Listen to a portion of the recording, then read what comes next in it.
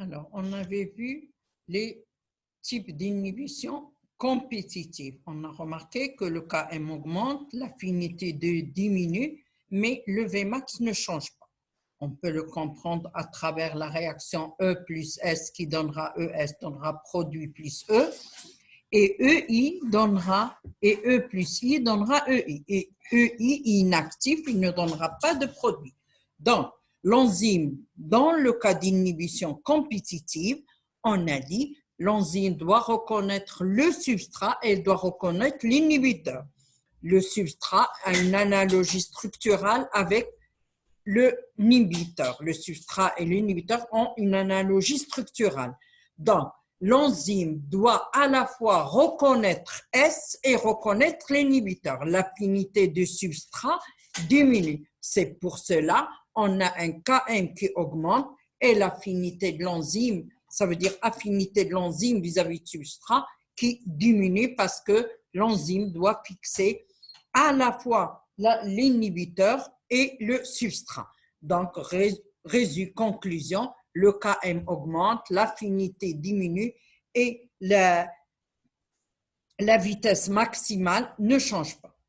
Un deuxième type d'inhibition réversible, c'est l'inhibition non compétitive.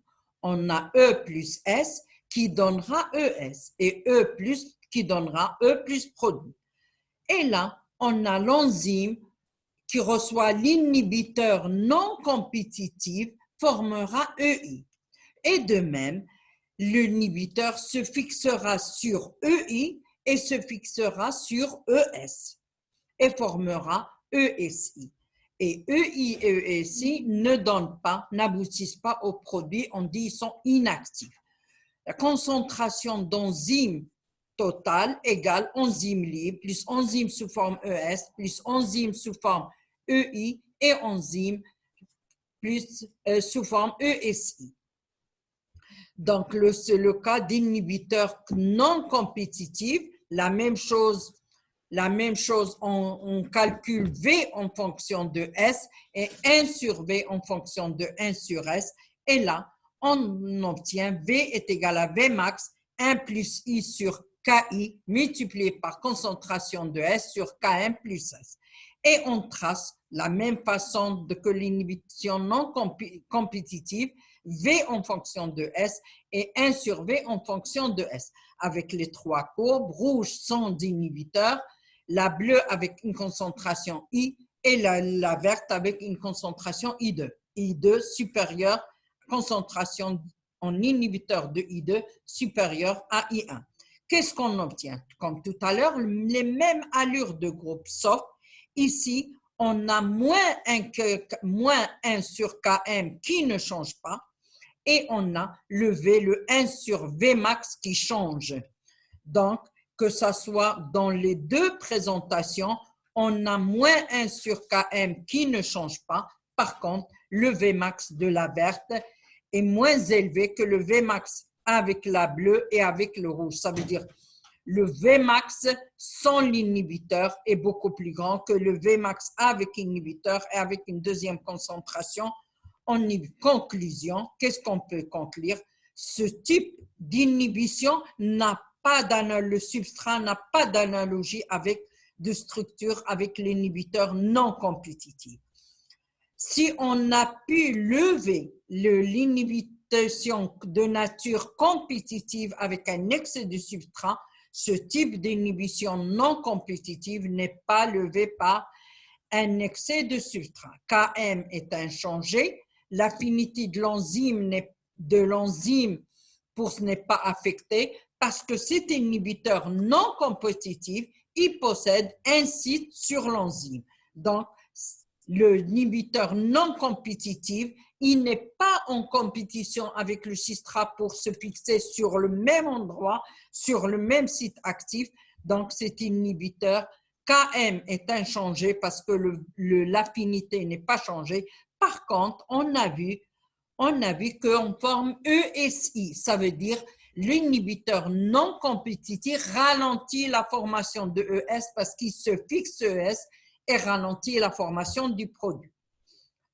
le type le plus courant, donc Vmax est diminué par l'inhibiteur parce qu'on atteint, on ne forme pas simplement ES, mais on forme ESI. Une partie de ES est sous forme de ESI. C'est pour cela le Vmax est diminué par l'inhibiteur non compétitif. Le type le plus de se produit avec des réactifs capables de se combiner réversiblement parce qu'on a dit l'inhibition non compétitive est de nature réversible avec le groupe se combiner, par exemple avec le groupement SH des radicaux de cystéine indispensable à l'activité enzymatique comme les métaux lourds. C'est un enzyme, par contre, on a besoin de certains ions comme Mg2+, et cela peut être chélaté par le deutère.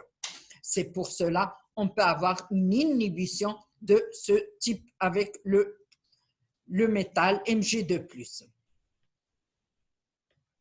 L'inhibiteur incompétitif ne se lie que sur ES. Lui, il ne se lie pas sur E, mais uniquement sur ES.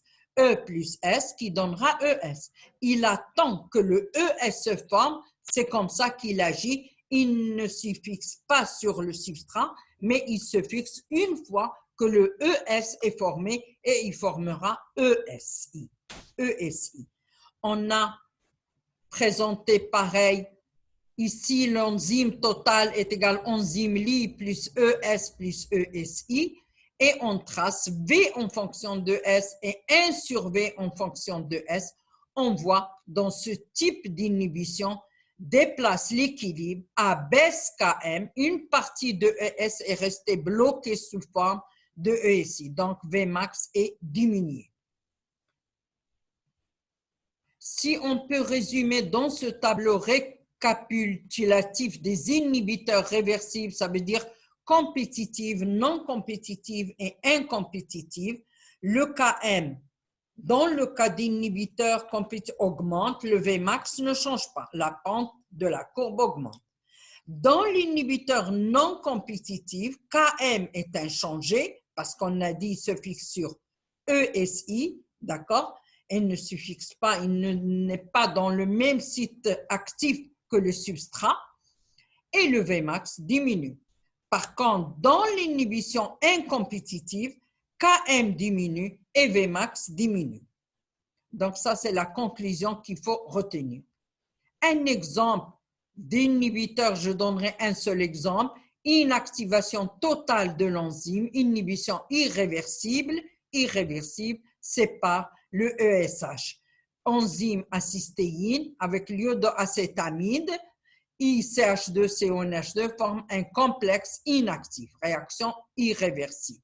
De même, j'ai donné d'autres exemples que vous pouvez utiliser dans l'inhibition non compétitive.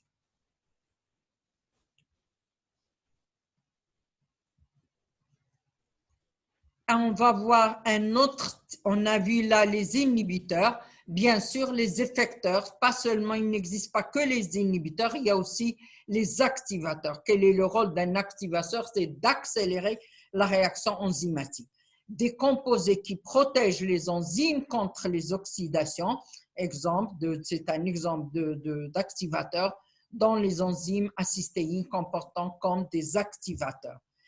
On a aussi dans chaque, là c'est des exemples comme activation par les ions, concerne les kinèses des ions pour leur activité, comme on avait dit, concerne toutes les enzymes comme les phosphorylases ou les kinases. Les phosphorylases ou en général les kinases, pour être actifs, ils ont besoin de Mg2+. Mg2+ est un activateur de ces kinases. Donc, les phosphorylases sont le Mg2+, ils sont inactifs. Alors, le Mg2+, augmente l'activité de l'enzyme.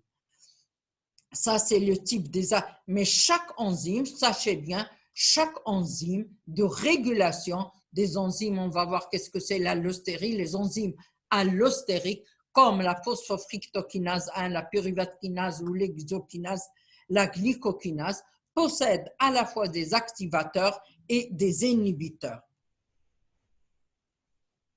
Là, c'est des exemples qu'on a enzymes effecteurs allostériques. Là, on a terminé avec la michaélienne, avec une cinétique michaélienne, et on a un autre type qu'on appelle enzyme et effecteur allostérique. Ce n'est pas une cinétique michaélienne. La prochaine diapo, on verra la cinétique de type allostérique.